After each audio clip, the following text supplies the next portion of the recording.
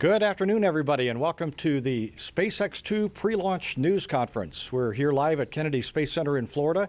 Everything is on track for the launch of the Falcon 9 rocket with its Dragon capsule tomorrow morning at 10:10 a.m. Eastern Standard Time. And we're here today to talk about the preparations for the mission and the mission itself. We're happy to be joined today by Mr. Mike Sefferdini, the NASA International Space Station Program Manager, and by Gwynne Shotwell, the president of SpaceX, and Joel Tambiolo, launch weather officer from the 45th Weather Squadron at Cape Canaveral Air Force Station here in Florida. And we'll start off with opening comments. Mr. Sefferdini. Well, good afternoon. It's always good to be in Florida because it means we're about to launch another vehicle to the International Space Station. So we're happy to be here. Quite a bit of work has been done to get to this point. Both by the SpaceX team and by the ISS team on the ground and the crew on orbit. We've spent quite a bit of time over the last few weeks reconfiguring the station to be ready for the birthing of the Dragon spacecraft. We did a major software upgrade on board, which probably followed along because you heard about a comm loss, which was the result of a momentary hiccup in our process of upgrading our software, but was really never a big concern. It's just whenever you can't communicate with the crew, of course, we become a little concerned and want to get back to that configuration as soon as we can. But we've overcome that. Over 1 million lines of code were upgraded, and including the software for the arm that's going to capture the Dragon. So that's been done. The RWS system itself is up and configured. It's been checked out. The arm is in position, in its grapple position for when Dragon approaches, so that's ready to go. And the systems to communicate with the Dragon have been checked out and are activated and just waiting for berthing. So on board, we're ready to go for the launch of the Dragon and are looking forward to it. This crew, as you know, that's going to do the work of capturing some of this crew will depart halfway through the birth stage of the Dragon, and so that'll be unique for us. It's the first time we've done that. It's not a particularly challenging event other than the analysis you have to do when you have another spacecraft attached to the station and you have a Soyuz depart, but that's perfectly within our experience base. But it'll be unique that we bring Dragon up with 6 crew and depart with 3. In addition, on this flight, which we have talked about in the previous science briefing, we have research that's going to come up on Dragon. We're going to do the research on board the station. It's going to take us about 22 days to do this materials research, and then we're going to put it back in the Dragon and return it home. So this becomes a driver for how long we remained attached with the Dragon spacecraft for this particular mission. So what that shows you is this unique vehicle has become a very integral part of how we operate and utilize the International Space Station, and so we're looking forward to this one coming up here soon. So with that, I'll hand it over to Gwynne, and she can tell you all about Dragon's readiness. Thanks, Mike. So I can't tell you how excited I am to be back here in Florida, because as Mike said, that means we're launching. We're a launch company. We love to launch. Very excited to be ready and prepared to fly the second operational mission to the International Space Station. It is the third, with the first being a demo flight. I wanted to give you a little bit more detail than currently in your press kit on the timeline. We have begun late load operations. They started at 24 hours prior to liftoff, and we continue to do so until the last late load of cargo into Dragon is at L-8 hours, launch minus 8 hours. We plan to lift off tomorrow morning at 10:10 local and have a 3-minute first stage flight. 3 minutes and 52 seconds into the flight, you should hopefully see on the web nose cone jettison occur. Then the second stage, we should have 3 minutes after liftoff, we'll have first stage flight, ignite the second stage. 3 minutes and 52 seconds into the flight, Dragon nose cone will jettison. 9 minutes and 11 seconds after liftoff, we will have second stage engine cutoff. 9 minutes and 46 seconds after liftoff, we should see Dragon separate. About 11 minutes and 45 seconds into the flight, Dragon solar array should deploy, which is really the kickoff of the on-orbit mission. About 2.5 hours into the flight, we will start doing the first burn of Dragon, as well as opening the GNC bay door, which allows the grapple fixture to be exposed and demonstrates a critical readiness piece for us to approach and then berth with the International Space Station. We'll continue to do a series of burns for the next 18 hours, and this mission is a little bit unique in that the phasing between Dragon and the ISS is such that we get there in less than 24 hours. So this is a very quick launch to berth mission for us, and we're quite excited about that. 2 days after liftoff, the astronauts should open the Dragon hatch and begin unloading the cargo, executing the science, reloading the Dragon capsule for a return home on the 25th of March. Orbital insertion targeted 200 by 325 kilometers. In case we have an engine anomaly this time, we can drop off Dragon in as low as 200 by 200, so that should be nominal as well. And we're carrying up. By the way, you might see difference in numbers between NASA and other sources on the cargo. We carry cargo for NASA plus all their support equipment and their packing. So that's why there'd be difference in the numbers that you see. But we are carrying up about 2,700 pounds of stuff for NASA. The pressurized cargo plus its packing is 677 kilos or 1,493 pounds. The unpressurized cargo, we're carrying up grapple bars for the first time. They go up in the trunk, which is that it looks like an inner stage that sits below Dragon. The grapple bars it's an interesting. Not only is it a first flight of external unpressurized cargo, SpaceX actually contributed to the cargo pack itself.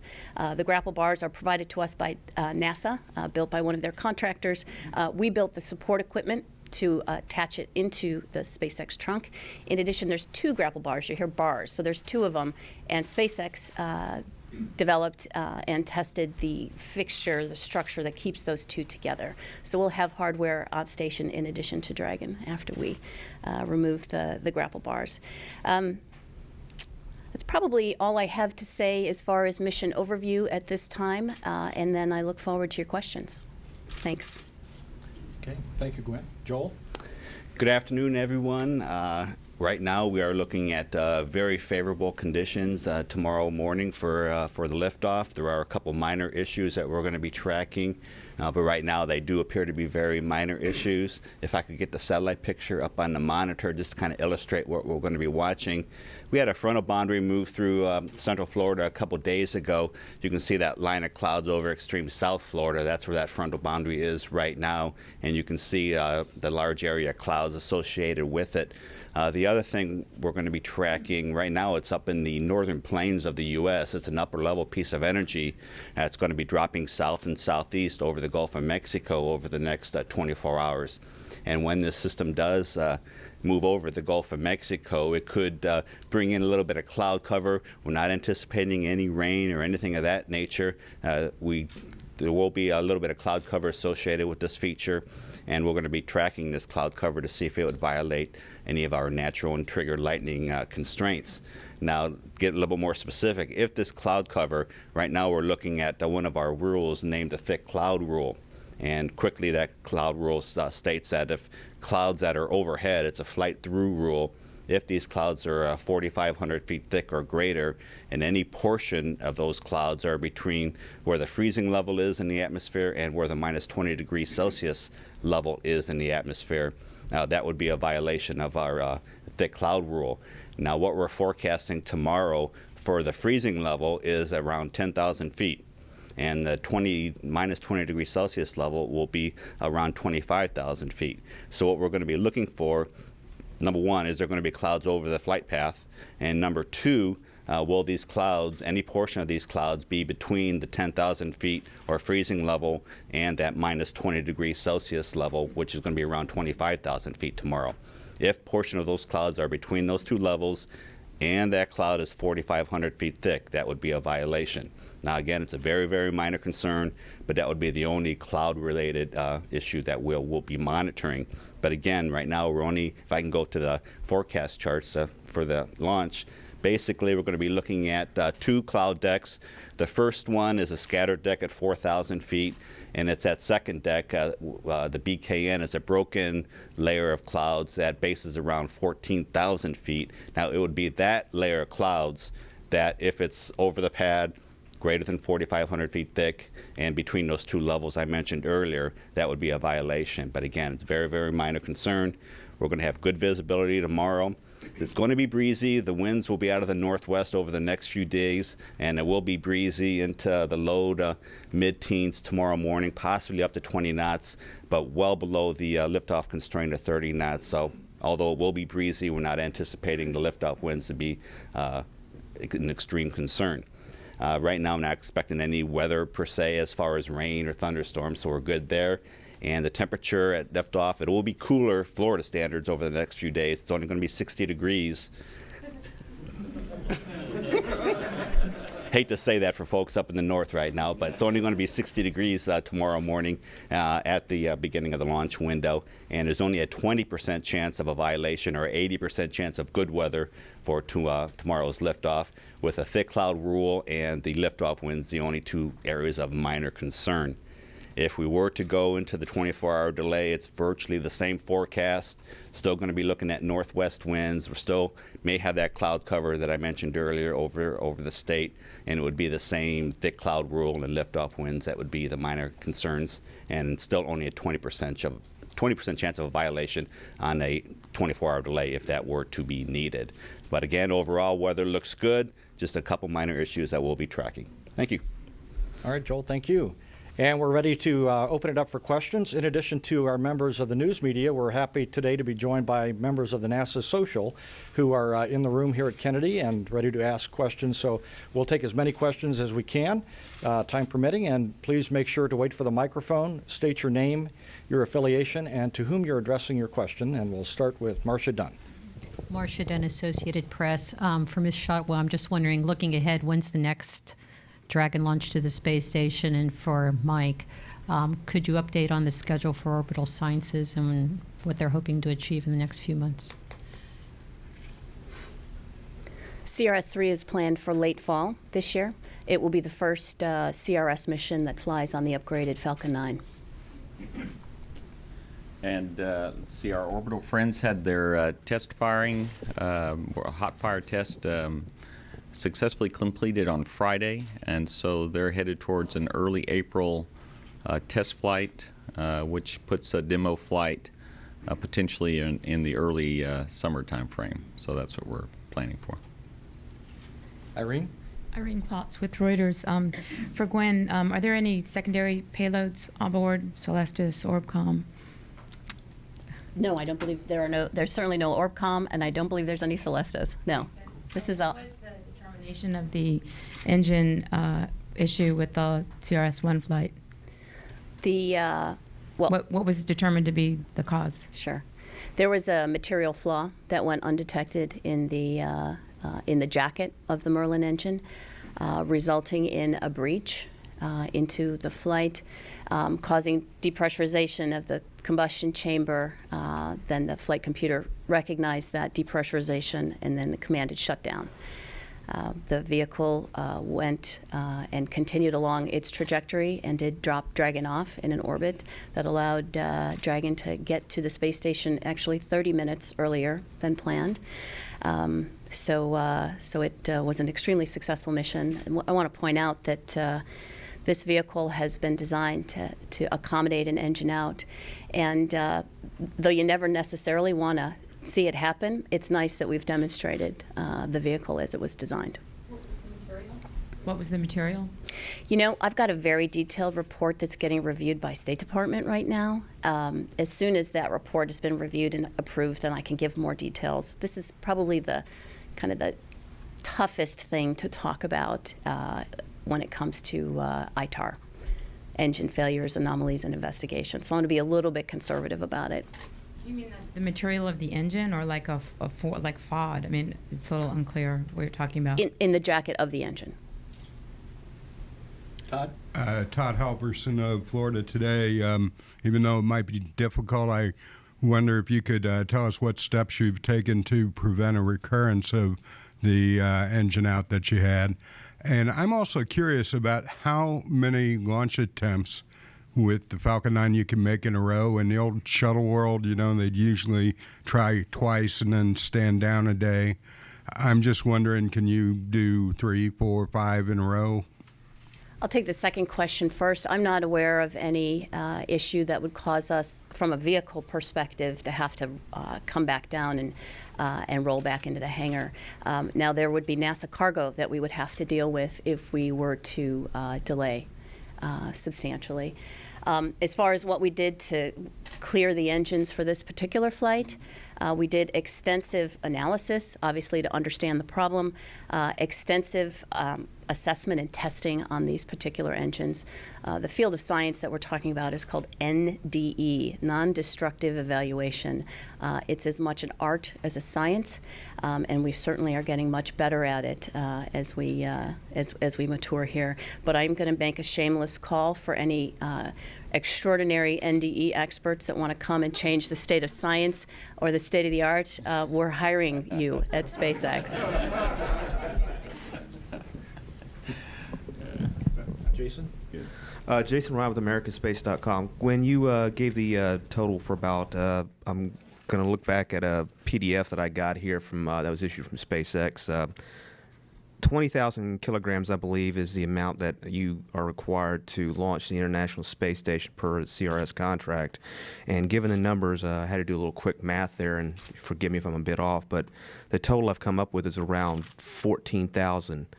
Can we expect a dramatic uptick in, or at least an uptick in the amount that you're lifting per these flights, or they remain fairly consistent? Kilograms to pound conversion being what it is, I'm hoping my numbers aren't too far off. Thank you. I think your numbers are off, but I hate to do math in public, so we can chat offline. The cargo requirement is 20 metric tons carriage up and back. We will far exceed that with the 12 missions that we have.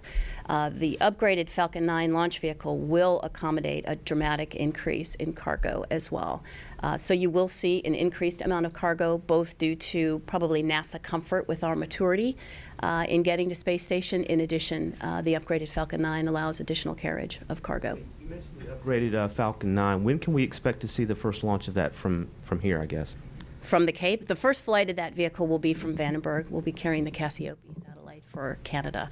And that launch should occur the first half of this year, probably late first half of this year, late June. Then we have 2 additional commercial missions to fly right away. They will be here from the Cape, both SES as well as TICOM. So we'll fly 2 GTO flights right after Cassiope.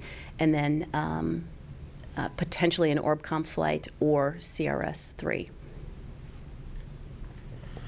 Robert Perlman with CollectSpace.com.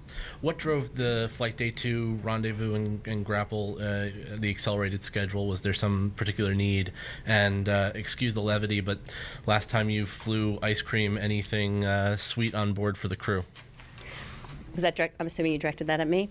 I think it's purely orbital geometry. We just end up launching at a time when the space station is closer. Is that accurate? That's close enough. Without going to orbital mechanics, Anya. And then there is a crew package.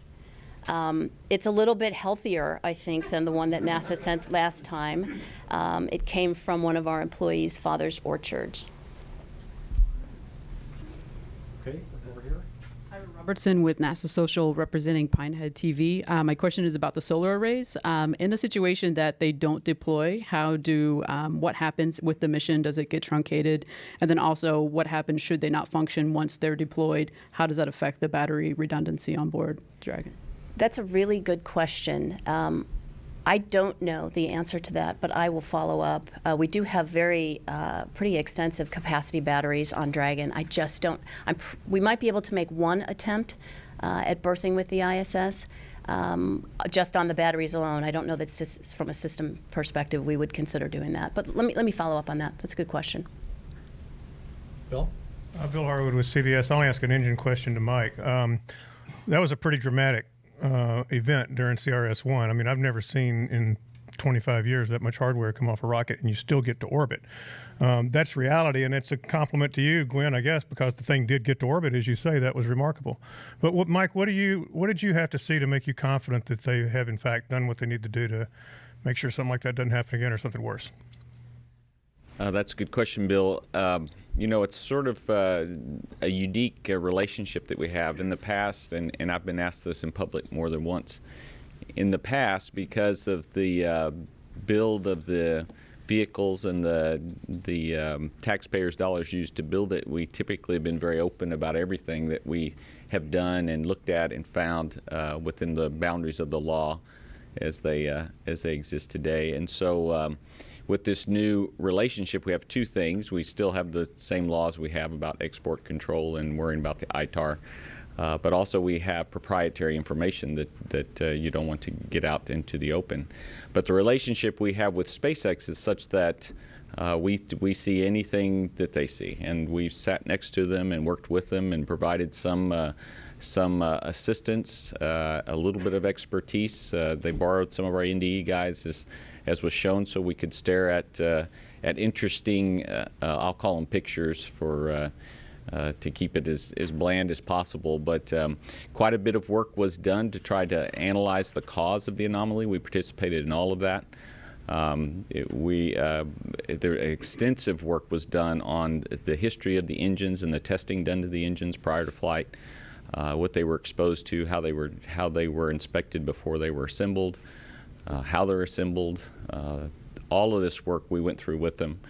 And so the conclusions they came to, we agree with. The work they did to ensure that this vehicle's about to fly, we agree with. And our role, of course, as NASA is to sit next to them and work with them and understand the anomaly so that we're comfortable. We have two options as the customer. We can either put our hardware on that vehicle or not. And when we were done, we felt like the risk we were accepting with this flight was the same as we'd accepted with the previous flights. And we put all the hardware we needed to fly on that vehicle. So we didn't have any restrictions on the hardware that we put on this vehicle for this flight. I'd like to clarify, Bill, the pieces that you saw in the plume were the fairing, basically secondary structure. I just didn't want anyone to think that that the engine flew off, because that was there out in the blogs as well. Yep. Dan? Hi, Dan Billow with West TV for Gwen Shotwell. What would be the effect of a sequester on SpaceX's milestones for this year? You have a lot of stuff going on at the launch pads out there and on the goal stated in your press kit to launch astronauts by 2015. The sequester won't impact any of SpaceX's commercial business that we have this year. Mike will have to comment on sequestration and its possible impact on CRS-3 as well. I'd need someone from the commercial crew office to talk about any impact that they would have on the milestones that we plan to execute. It's not up to me, it's up to my customer. From a sequestration standpoint, our initial looks from an ISS program perspective, we won't get an impact that will cause us to change our plans in any way as we know it today. Ken. Hi, Ken Kramer for Space Flight Magazine. Two questions for Gwen. One is a follow-up. Actually, I have a similar concern to Jason about the weight that you're carrying up. Are you maxed out on the weight of this version of the Falcon 9, and is it the maximum weight? The other question I'm wondering is about, there were some other anomalies on the last flight related to the glacier freezer, and the some of the computers that may not have been radiation hardened sufficiently, one of them knocked out. So what have you done to address this, please? So the issue that we saw with Glacier was there was some water intrusion in the service section of the Dragon capsule after we landed. We have since put good measures in place. This vehicle was largely built after that vehicle, after CRS-2 or CRS-1 landed. So we retrofitted this vehicle to the extent we possibly could. We think we've eliminated the issue. The next Dragon that we fly will have even more robust methods to keep water basically out of that particular element of the service section. So basically, water got into the service section, and I don't know exactly whether it shorted out some of the power to Glacier or not, but the power was out on Glacier until the recovery crew got Dragon back on board. So it was between 2 and 3 hours.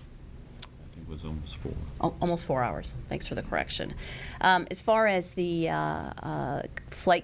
Dragon computer anomaly, I don't want to say that it wasn't radiation hardened enough. The system worked exactly it was designed to. We have designed a electronics architecture that's radiation tolerant. So we accept fault, the systems recover, and we continue to fly. So there's 3 flight computers on Dragon. This particular item, this particular fault, took that particular computer out of sync with the other 2. They were all 3 operational. We decided, for many reasons, I don't necessarily want to go into them here, we decided to not resync up that 3rd computer with the other 2, so we flew home on the 2 computers. The system is designed to fly on 1, to represent some good redundancy. We would have to have resynced that computer if we took another fault, so we have to leave station with 2. Okay. I don't know if we're maxed out up or not. We're probably close on this particular flight to be max mass. That's what I understand. Yeah. Daryl. Let's see, but before you go on, I'm sorry. The Glacier comment, I want to talk about that a little bit because there's enough discussion out in the airwaves that I ought to discuss it a bit. Glaciers are very important to us. This is our way to get our samples home. After the demo mission, when they first had this water intrusion problem in the service section, and by the way, this is not the pressurized volume of the capsule. This is a lower portion of the capsule that's open to the environment.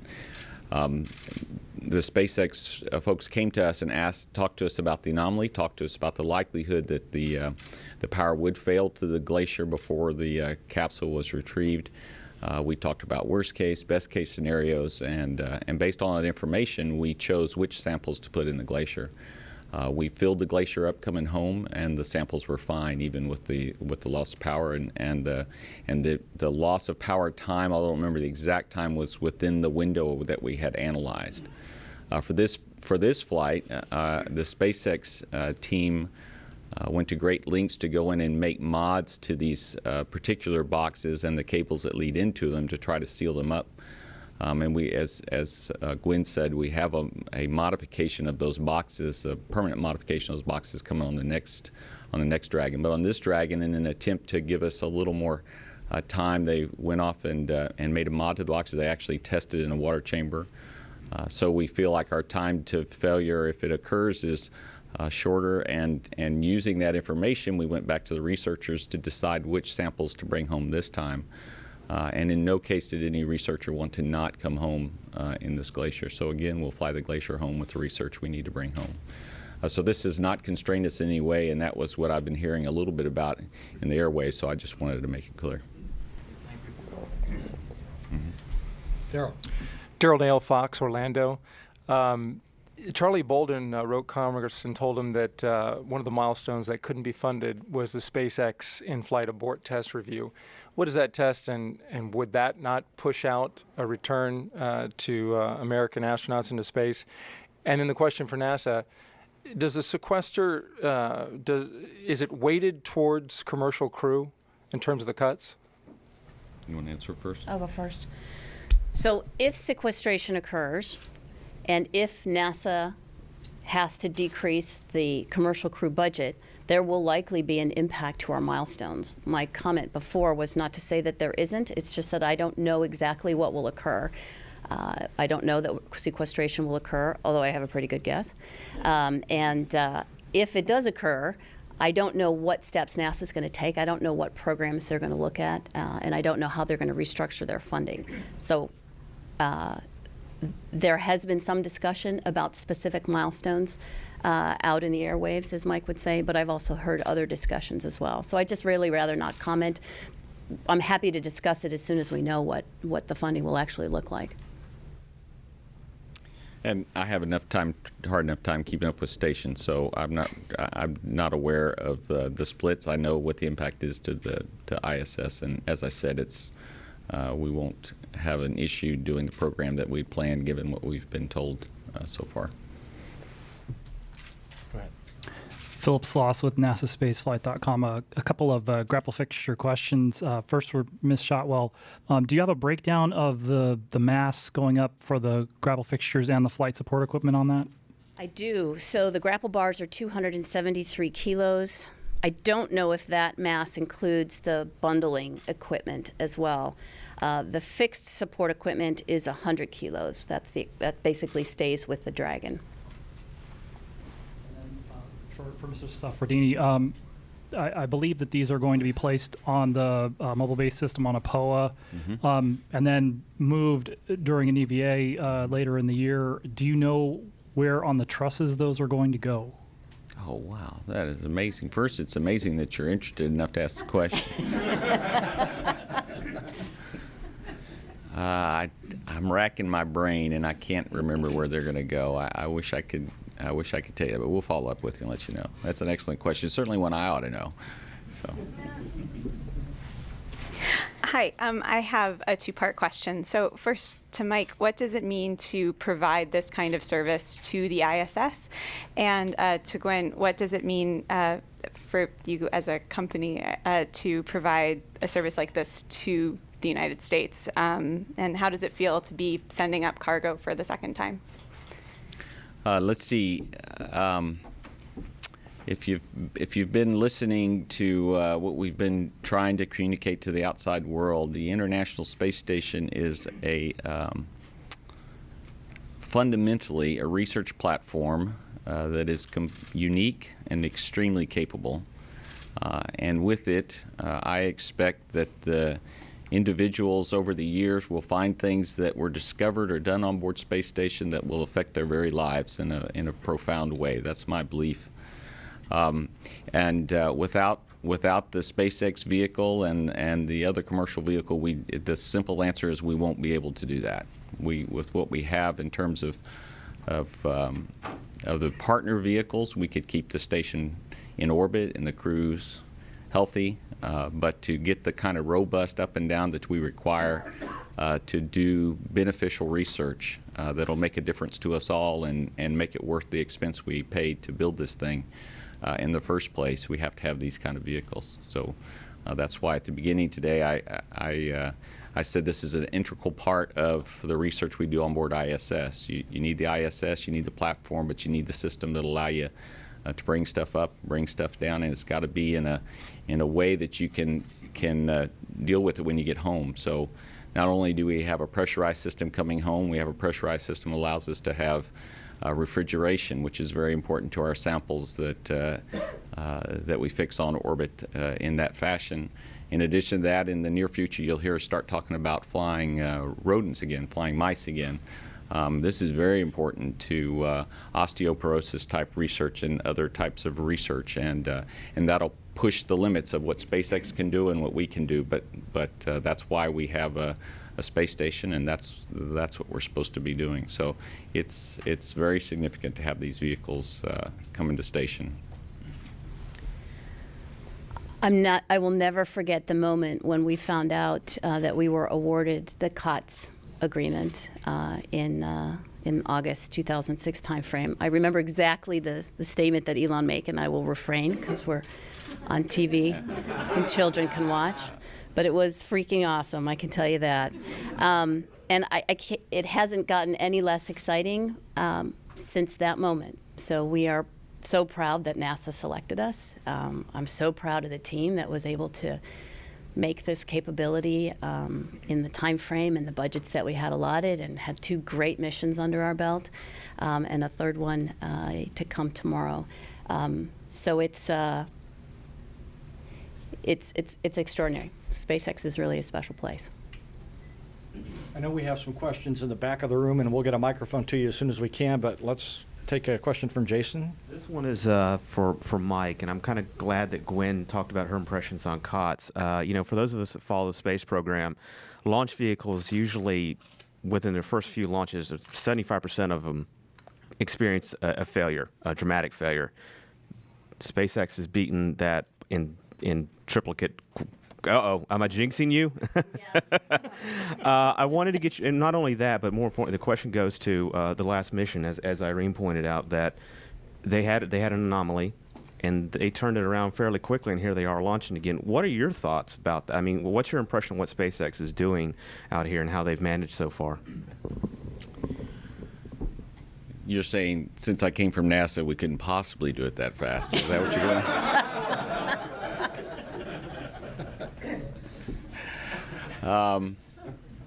Well, what your worry is, it's all about what your driving force is and how you balance your risk, right? And so these guys are a commercial company, and it doesn't do them any good. They don't make any money sitting on the ground, so their job is to get back to flying. But if their customer's not comfortable, and I don't mean just NASA, anybody wants to fly on them, that it's not a reliable system, it doesn't do them any good either. So that's the backdrop that we got started. It really was it was a conversation. It's been a group effort to go through this. We have been arm in arm with our SpaceX friends, and I can tell you there is nothing that we would have done that they chose not to do when it comes to what you believe is absolutely mandatory to try to sort through this anomaly. So, and then recover from it. Are there more conservative things one could choose to do? Yes. Would NASA have done them? I don't think so. I think these guys did everything that you should do for the spacecraft that you're flying and the job you're trying to do with it. So I wouldn't go as far as to say if this is a completely NASA vehicle, we'd be flying again. But I can tell you that the NASA experts in all the different areas that had to participate to really understand the anomaly that they dealt with and the physics around it were in lockstep with what was decided to do along the way. The analysis was done, the testing that was done, and ultimately the NDE was done to confirm that the vehicle about to fly is in good shape. And so, it's all about your priorities and pushing the team and making sure they have the resources they need to get the job done as quick as they can. And I think that's what our SpaceX friends have done. Irene Klotz with Reuters, again for Gwen. Could you just give us an update on where things stand with the Vandenberg operations and also the any progress on selecting a third launch site? So we're making tremendous progress at Vandenberg. The site could potentially be ready here in the next month or so to fly a vehicle. So we made great progress. It was a great team effort. We had a lot of great support. The Vandenberg team itself is quite small. Air Force was extraordinary to work with. We built that site really very quickly. So as far as a commercial site goes, we're continuing to make progress at numerous locations.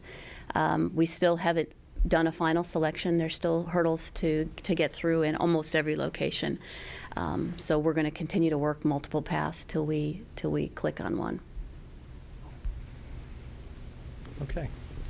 Question is for Gwen about the Falcon 9 upgrades. Is that the Merlin 1D that's on there, and then any other upgrades on that? And then the other question is, has there been a difference in the way, since so much attention was brought to CRS-1 with the engines, is there a difference in how you guys have tested, or number of times that you guys have tested between that launch and this launch?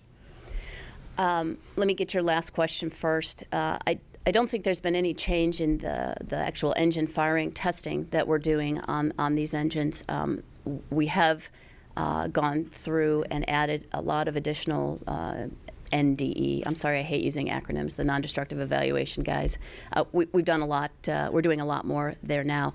The Merlin 1D is not susceptible to the issue that we did see on the CRS-1 flight, however. So the upgraded Falcon 9 does have a substantial upgrade on the engines. The 1D is even more of a screamer than the 1C was. About 150,000 pounds of thrust at sea level versus under 100,000 pounds of thrust for the 1C.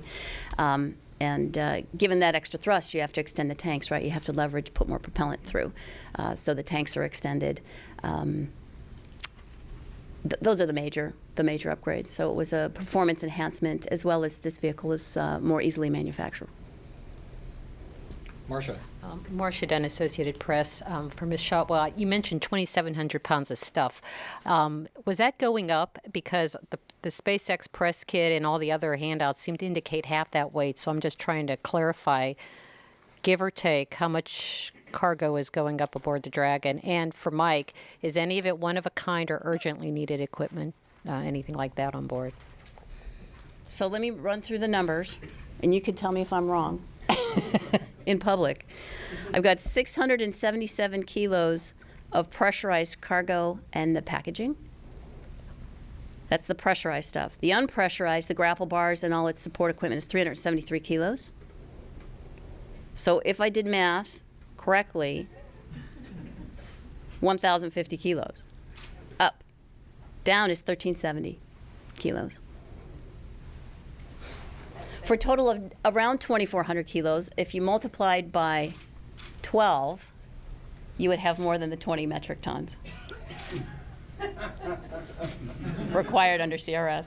And that's as far as I'm going with math in public. Mike, is there anything special or unique? Let's see. The one thing that comes to mind, other than all the research, about half of the pressurized is research hardware.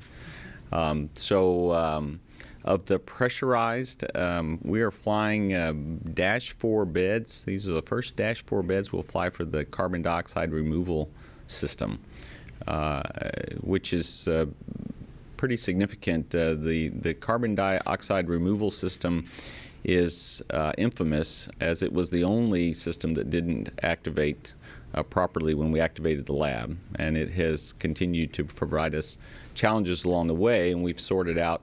One of the big challenges had to do with the dust that's created inside these beds over time, and the Dash 4 gives us an opportunity to eliminate that concern, and also gives us an ability to clean out so you eliminate the concerns by creating screens or filters, and then of course those get plugged up. So these beds are unique in that one of the capabilities they have is the ability to clean the filters if you have to. So these beds are very important to us. Also, during the dock, we're going to take advantage of SpaceX. During the dock period, we're going to change out these two beds into one of the two carbon dioxide removal systems that are on ISS, and then return those two beds home. We're doing that so we can turn those Dash 3 beds into Dash 4s and fly them later. So those are unique. Of course, the grapple bars are unique. They're one of a kind as well. So those are the ones that come to mind off the top of my head. Hi, Go ahead. Nat Welch from the social media group. I was wondering, Gwen, if you could comment on future plans for the Falcon 9 rocket after either your contract with NASA is up.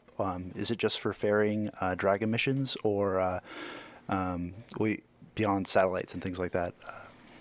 There's no question that Falcon 9 is designed to carry both Dragon as well as satellites into orbit. The next flight after this one will be a satellite delivery to orbit flight for Cassiope. And then, as I said earlier, we'll do 2 GTO missions, one for SES and then one for TICOM. Sorry, I meant like after you finish both the Dragon and the satellite missions, possibly either, is it powerful enough to carry humans or any other types of cargo beyond, I guess, your current contracts? The Falcon 9 is the launch vehicle that will carry our Crew Dragon to station and other destinations, yes. Okay, over here. Hi there, Cameron Corey, social media. As Gwen had said, this is the last flight of the Falcon 1.0 flying the Merlin 1C engines. They are in a grid fashion at the moment. Okay, now with the Falcon 1.1, they're going to a circular pattern with one in the middle. Is there any sort of benefits using one over the other? I'm sure there's a benefit, or we wouldn't have upgraded it to be this way. I don't know the specifics. However, it just makes some engineering sense that to punch the load from the engines into the skin, it's better to be along the circumference of the skin. So there's only one engine that isn't closely directed at the skin, which basically carries the load for the launcher. Mm-hmm. Hi, Ken Kramer for Universe Today for Gwen. Two questions. Go back to Vandenberg for a minute. Can you tell us about the status, progress of the Falcon 9 Heavy? What would be the first payload? And do you envision any involvement with this proposed Dennis Tito mission to Mars? Thanks. Okay, so Vandenberg is being built to accommodate the Falcon 9 single core as well as the Falcon Heavy, all at the same time. I don't want to say that there aren't things to do at Vandenberg after we fly this first single core Falcon 9 there. There's probably some additional work to do to accommodate the Heavy. I don't know the specific details of it, but it was designed from the beginning to accommodate both vehicles. The Heavy flight, I'm not talking yet about the payload, what we're going to plan to do there, but that vehicle should be built late this year and we'll lift off as quickly as we can from Vandenberg with the Heavy. And then as far as the Dennis Tito flight, I think his plan is very ambitious. We have been rumored to be in partnership with him, which we're not, but we are a launch service provider, and if he can come up with the funding to execute this mission, I'd be happy to have him as a customer. For Ms. Shotwell, this is Jim Howard from social media. Just quick questions about the Dragon capsule. Are they reusable or ever going to be reused? And do you have any customers for it other than NASA? We have, by the way, the Dragon capsule is absolutely reusable. It was designed to be reusable. We have turned Dragon on after she's come home, and she does operate exactly as planned. So we know we can reuse it. We will find customers for those Dragon capsules. Potentially even have NASA consider leveraging refurbished capsules. But we do have a lot of interest in the refurbished capsules, actually. Dave Dickinson with astroguys.com. NORAD in satellite trackers generally track 4 payloads with each launch. I wondered what else besides the booster and Dragon people are seeing. Solar panel covers or the fairings or... Oh, I see. Okay. So you're asking what are the components of Falcon 9 and Dragon? Yeah, NORAD will catalog usually 4 objects that are up there, and I've had questions before, what are those other 2 objects? It's probably the fairing, the solar array fairings. Okay. On Dragon. All right, we'll take our last question from Irene. I hope this isn't a NASA antisocial question, but in light of the engine issues, your company was pretty sensitive about it, and I was wondering if there was any business implications, any customers that were kind of on the hook that decided to wait and see a few more flights, and then just in general, this is just the beginning of a very large manifest for SpaceX, a lot of different kinds of customers. How important, aside from the mission of delivering to the station, how do you all look at this as far as the overall company's future? How do I look at the NASA missions? Each flight that comes, you got 2 down, next one, and I guess I'm asking just because there was kind of a media backlash a bit from SpaceX for those of us when we were reporting on the engine issue. I'm sorry, I don't understand the backlash piece. Let's just leave it that the company was sensitive about it. Well, I think the majority of our sensitivity is due to this whole State Department regime, that failures and certainly how you get over failures and how you describe the process to get through that is an extremely protected pieces of information. I mean, that's really that's what prompted the current ITAR laws, was a commercial satellite company in China helping them just by asking questions how to get through a launch failure. So we're just ultra sensitive about that. I don't look good in horizontal stripes. I certainly don't want to go to jail. I'd like to see my kids go to college and graduate. So we're just really careful about that. Probably too careful, and we'll find that out when we get this report that we sent to State Department to say, what can we say this stuff in public? Did that get the second part of your question? Yeah, I guess just as far as if there was any business implications implications Oh, from yeah, that, and good. just as how one of these missions sort of sets the stage for everything else that's coming down the road for SpaceX. So we lost no customers. As a matter of fact, I have to tell you that I think the industry and the public was dramatically impressed by the fact that we had an engine issue, engine shut down, and still made mission. So it's an impressive thing. Again, you don't want it to happen, but the fact that the vehicle did exactly what it was supposed to do was impressive. We've heard from the insurance community; they were impressed. Our other customers have been very impressed as well. So no one's canceled. I don't believe there was a contract that we had kind of in limbo that didn't get signed in that time frame. Just as a factoid, every commercial launch that was competed last year in the Falcon 9 class, SpaceX won. Woohoo. And with that, I think we'll wrap it up. Thank you, Gwen. Everything remains on track for the launch tomorrow morning at 10:10 a.m. Eastern Standard Time of the Falcon 9 and Dragon capsule. You can follow activities on social media, on Twitter, using @NASA and @SpaceX and the hashtags ISS and Dragon. And we'll begin our live launch coverage tomorrow at 8:30 a.m.